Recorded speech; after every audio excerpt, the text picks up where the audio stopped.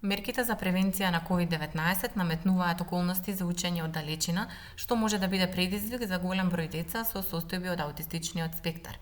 Ваквата промена често може да предизвика стрес и несигурност кај децата, што негативно се одразува на нивната целокупна состојба.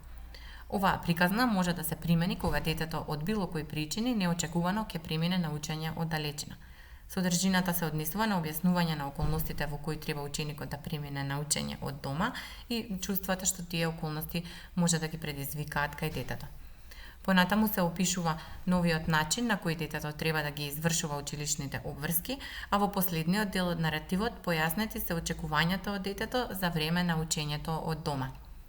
Оваа приказна е отворен образовен ресурс, слободен за користење и адаптација согласно потребите на ученикот и конкретната ситуација во која се наоѓа.